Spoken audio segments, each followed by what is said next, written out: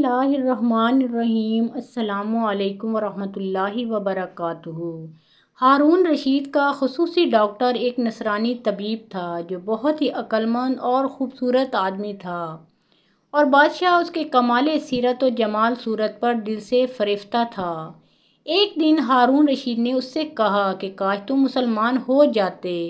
تو میں تم کو اپنے دربار کا سب سے بڑا اعزاز عطا کرتا۔ طبیب نے جواب دیا کہ امیر المومنین، آپ کے قرآن کی ایک آیت مجھے اسلام قبول کرنے سے منع کرتی ہے،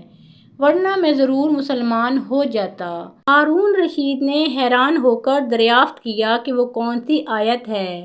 طبیب نے کہا کہ وَكَلِمَاتُهُ أَلْقَاهَا إِلَىٰ مَرْيَمَ وَرُوحٌ مِّنْهُ، یعنی حضرت عیسیٰ علیہ السلام اللہ کا کلمہ ہیں جس کو اللہ نے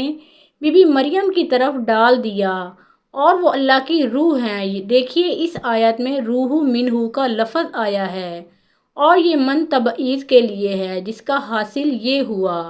کہ حضرت عیسیٰ علیہ السلام خدا کا جزو اور اس کا ایک ٹکڑا ہیں۔ طبیب کی یہ تقریر سن کر ہارون رشید کو بڑا رنج و صدمہ ہوا، اور اس نے اپنے دربار کے تمام علماء کو طلب کیا تاکہ طبیب کے اس شبہ کا ازالہ کریں، مگر درباری علماء اس شبہ کا جواب دینے سے قاصر رہے، اور ہارون رشید رنج و قلق سے بے قرار ہو گیا۔ اتنے میں پتہ چلا کہ مفسر علی بن الحسین مروزی حج سے واپس ہوتے ہوئے بغداد میں ٹھہرے ہوئے ہیں۔ ہارون رشید نے فوراً ہی انہیں بھی دربار میں بلایا۔ وہ بھی ناگہاں یہ سوال سن کر چکرا گئے اور فوراً جواب نہ دے سکے، مگر انہوں نے فرمایا کہ اے امیر المومنین، اللہ تعالیٰ خوب جانتا ہے کہ یہ خبیث نصرانی آپ کے دربار میں مجھ سے یہ سوال کرے گا، لہٰذا میرا ایمان ہے کہ ضرور اس نے اپنی مقدس کتاب میں اس شبہ کا جواب دیا ہوگا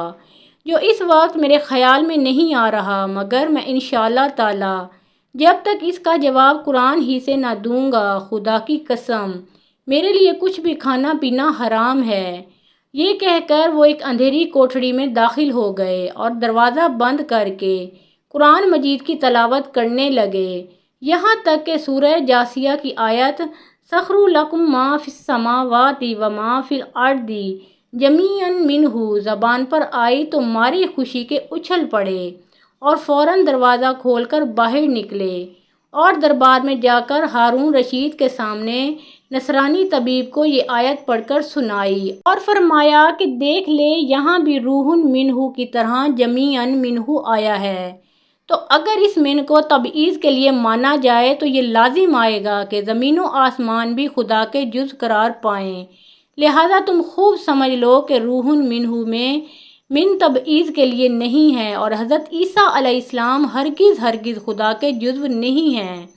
بلکہ وہ زمین و آسمان کی طرح خدا کی مخلوق ہیں۔ علی بن الحسین کی یہ نورانی تقریر سن کر نصرانی طبیب کا سینہ کھل گیا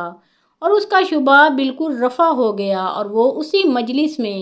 کلمہ پڑھ کر مشرف با اسلام ہو گیا۔ ہارون رشید کو اس قدر خوشی ہوئی کہ اس نے علی بن الحسین مروزی کو بڑے گراں قدر انعام و اکرام سے مالا مال کر دیا۔ محترم ناظرین، پیارے آقا محمد مصطفیٰ صلی اللہ علیہ وآلہ وسلم کا پیارا نام ایک بار کمنٹ سیکشن میں ضرور لکھیں، اور مزید اسلامی واقعات اور سبق آموز کہانیاں سننے اور دیکھنے کے لیے ہمارے اس چینل کو سبسکرائب کریں۔ اللہ آپ سب کا حامی و ناصر ہو۔